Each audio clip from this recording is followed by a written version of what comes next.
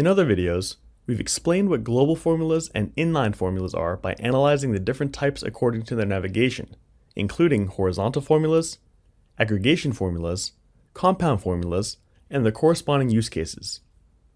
In this video, we'll try to provide a broader look, not a detailed one, in order to discover when it's convenient to use formulas according to their type, and when we can use an alternative solution.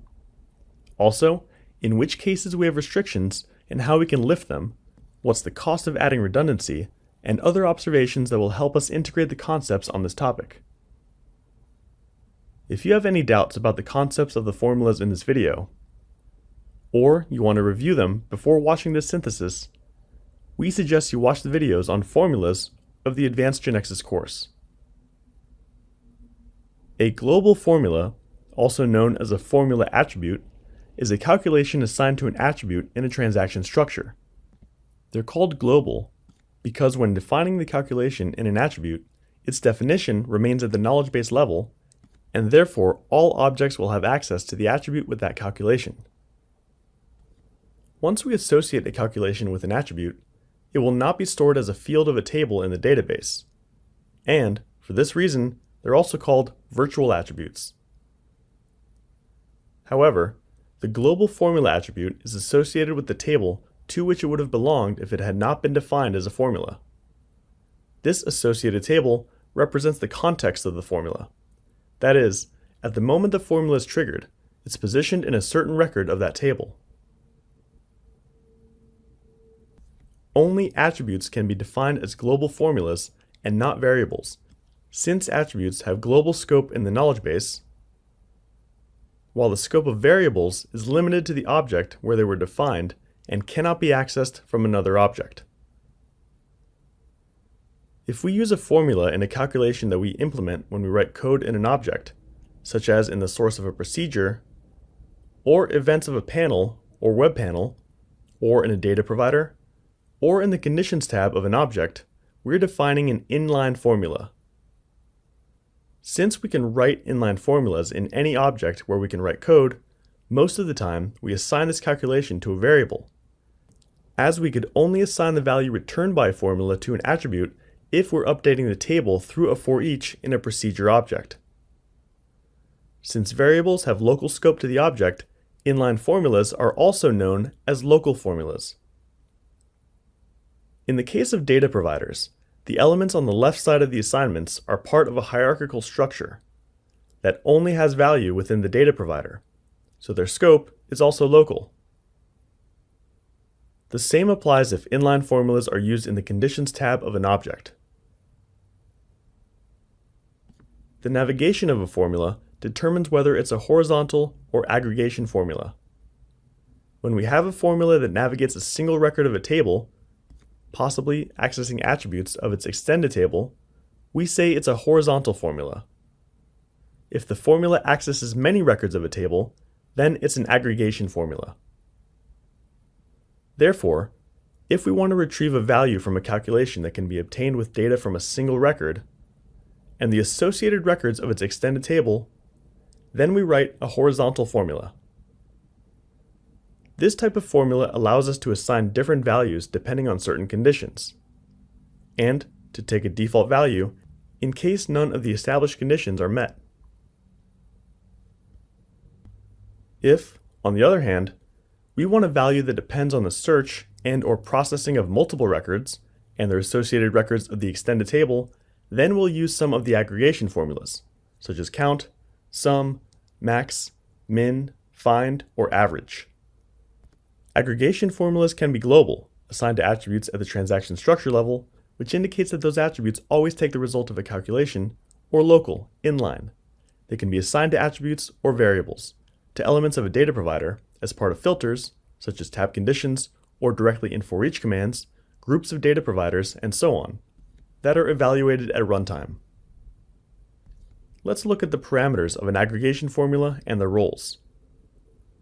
Aggregation formulas have a first mandatory parameter that's the aggregation expression, which establishes the table that will be run through by the formula. It's recommended that this attribute not be a key, to avoid possible ambiguities when GeneXus determines the table to be navigated, especially if in the other parts of the formula there are no other attributes that allow determining the uniqueness of the table. For example, when the formula has no other parameters than the first one. In particular, this attribute can be a formula attribute. It doesn't have to be a stored attribute, since every formula attribute has an associated table. In addition to the first mandatory parameter, an aggregation formula can have other parameters, all of them optional. The first one after the aggregation expression is the aggregation condition. That is, the condition that the records to be counted, summed, averaged, and so on must meet. The next parameter is the default value returned by the formula if it doesn't find any record that meets the aggregation condition. The last parameter will be the attribute containing the value to be returned in case records have been processed. After the if, the triggering condition states what condition must be met for the formula to be executed. This condition is a logical expression as complex as necessary. Since the attribute of the aggregation expression is arbitrarily chosen, the formula could navigate any table in the database. Therefore, we could make the table run through to be the same as the table associated with the formula attribute. Let's analyze what would happen in this case. Consider a case where given an invoice from a customer, we want to find the date of the previous invoice from the same customer. To solve this, we'll use a max formula similar to the one we defined before.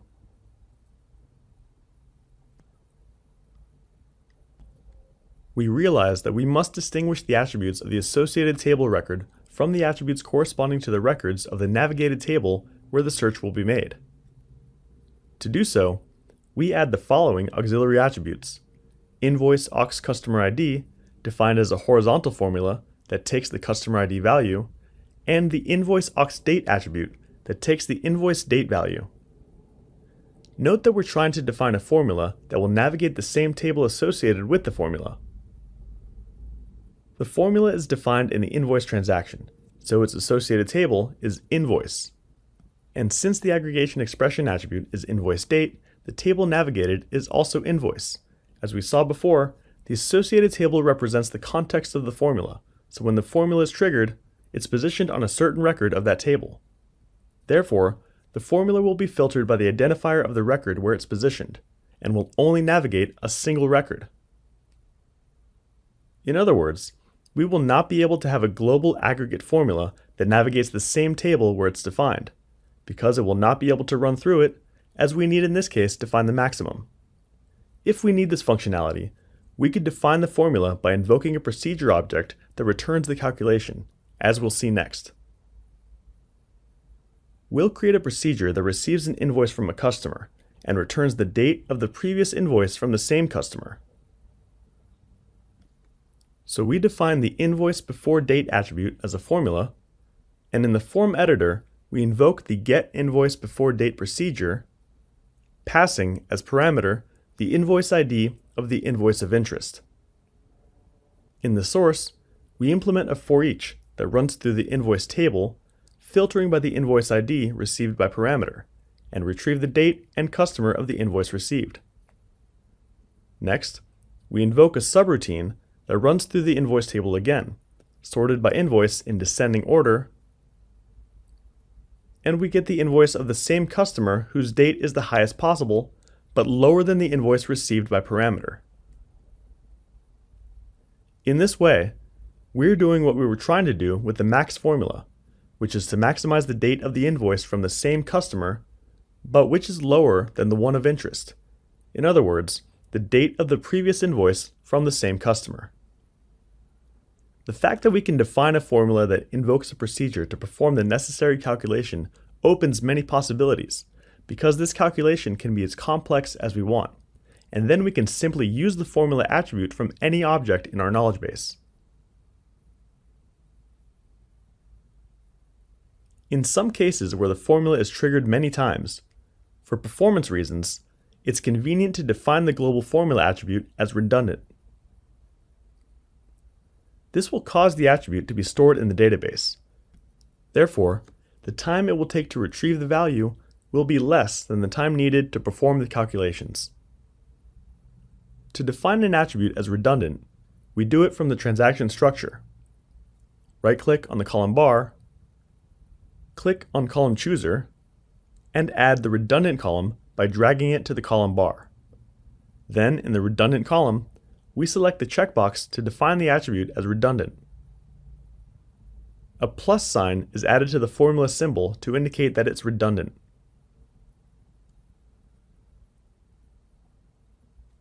Defining an attribute as redundant has certain costs that must be considered. First of all, for the database value to always be up to date, GeneXus will create procedure objects that will be triggered every time the data involved in the formula calculation changes. This implies that, for each formula attribute that we define as redundant, the number of objects in the knowledge base will increase. In addition, if the formula attribute that we want to be redundant was defined based on other attributes that are also formulas, we must also define those other attributes as redundant. Another limitation is that aggregation formulas that are made redundant, defined based on attributes that are also redundant formulas, allow only one nesting level. If this limit is exceeded, its redundancies will not be correctly maintained. To change the definition of a redundant formula, you must first remove the redundancy, make the change, and define the formula as redundant again. Global formulas defined as redundant do not support null values, so we cannot set the nullable property to yes. A subtype that is a formula cannot be defined as redundant. Finally, the procedures in charge of updating the stored value will be fired only when the record is edited through the transaction form or through a business component of the transaction. This implies that if the data involved in the formula is being changed from a procedure object, the update procedures will not be triggered automatically, and we'll have to force this update explicitly, invoking a utility created by GeneXus for this purpose. In short, we must think carefully when deciding to define a formula attribute as redundant, since these restrictions can make the implementation unfeasible.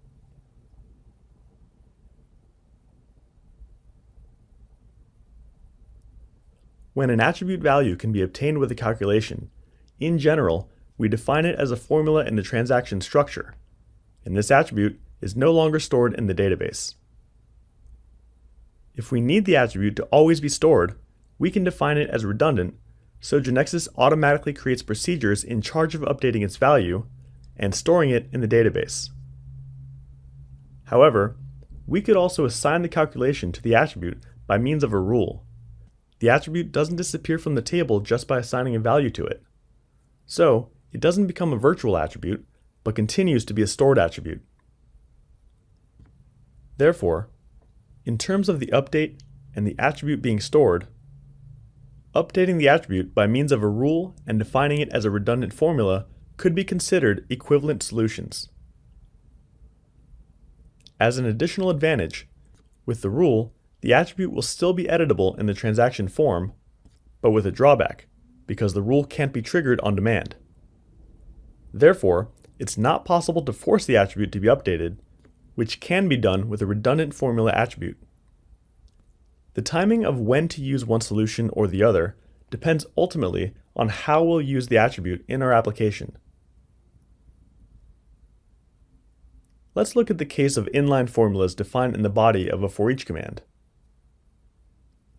As we've already seen, the formulas determine the table to navigate by the attribute or attributes in brackets. In this case, we've included the attraction name attribute, so the table to be navigated by the formula is attraction. In the example, we don't want to count all those in the attraction table, but those corresponding to the country where we're positioned in each iteration of the for each that will run through the country table. As the formula is defined within a for each command, it's in a context in which a table is being run through. In this case, the table of countries. Note that there's an attribute in common between both navigations, country ID. That's why GeneXus determines an implicit filter by the attribute in common, so that for every country found by the for each, only the attractions from that country are counted. Another requirement is that only countries that have more than 2 tourist attractions are listed. To solve this, we can use a count formula as part of the filter expression in the where clause of the for each. This count formula, defined as the previous one, will return the number of attractions of the country in which the for each is positioned in each iteration, due to the implicit filter mentioned before. We use that to filter those countries for which the number of attractions is greater than 2. Now let's see a particular case, in which the table navigated by the formula matches the base table of the for each. Suppose that given a customer who has many trips, you want to retrieve the data of a trip made immediately prior to a given date. In other words, the last trip before that date. The procedure receives by parameter the identifier of the customer who wants the information and the search date. In the source of the procedure, there is a for each that runs through the trip table, and the where will filter by the trip ID returned by the max formula. Then, the data corresponding to that trip will be printed. If we analyze what we've implemented, the for each will iterate on the trip table and set that context for the max formula. The max formula will also iterate on the trip table, but due to the context, an automatic filter will be set because both tables are related. In this case, it's the same table, so the formula will be filtered by the trip ID that's positioned in the for each. Therefore, it will always return that trip ID where the for each is located, so the formula will never run through the trip table since it will only access one record. The solution in this case is to first run the formula to search for the trip identifier that meets the desired conditions, and then filter the for each by that identifier value. In this example, if we define an inline formula within a context, the base table of the for each, the same happens as we saw in the example of the global formula, whose associated table matched the navigated table, and the associated table provided the context. Unlike horizontal formulas that need a context, since they can only use attributes of the associated table and its extended table, aggregation formulas do not need it. But if they're defined within a context, the context will act as a filter for the formula. Now let's see another case of an inline formula defined inside a for each, where the table navigated by the formula matches the base table of the for each. Note that in both cases, the table is attraction. However, in this example, we've added a unique clause by category ID, and because of that, GeneXus will group the attractions by category, both in the for each and in the formula. Therefore, the count formula will add from the context an implicit condition in its evaluation. It'll count all the attractions for the attribute declared in the unique clause. It's as if it were a control break breaking through category ID. Thanks to this additional condition provided by the unique clause, GeneXus can solve the problem that the table browsed by the formula matches the base table of the for each, since only the attractions of the category given in the unique clause will be counted. In GeneXus, we can define complex formulas using compound formulas. Compound formulas are those that integrate several conditional aggregate formulas, and may also contain horizontal expressions with triggering conditions. Conditions are any valid logical expression, which can contain attributes belonging to the extended table of the table associated with the attribute being defined as a formula. The first condition, when evaluated to true, will cause the result of the formula to be that of the expression to the left of that condition, and the other expressions will not continue to be evaluated.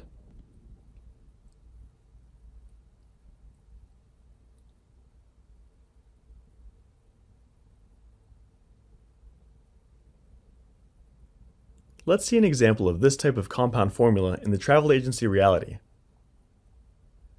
Here we see that the flight occupancy attribute was defined based on horizontal expressions that assign the corresponding value of the occupancy domain, low, medium, or high, depending on the number of seats on the flight, which are calculated with aggregate count formulas. In particular, in this case, we could have replaced the aggregate formulas with the flight capacity attribute, but it's perfectly valid to leave it as it's defined. In this implementation, the structure is that of a horizontal formula, and the aggregate ones were included in the triggering conditions. Compound formulas provide great flexibility to define calculations, and a large number of situations can be modeled. After this conceptual review of the use of formulas in GeneXus, we can say that they're very useful in many cases, and essentially provide the following advantages. Declarative definition instead of procedural code for global formulas. They allow us to save code, especially in the functionalities of aggregate formulas that process many records. In turn, this frees us from having to iterate on the records and implement the logic by code to count, add, maximize, and so on. They're a way to share knowledge, for example, in the case of formula attributes that can be used in any object of the knowledge base. Maintenance is centralized, since in the case of a global formula, we change the definition in a single place, the transaction structure where the attribute was defined. Defining formulas is even better than writing procedures and invoking them. When a formula is defined, GeneXus is aware of its definition and is able to generate optimized statements by combining the formula query with the query in which the formula is present.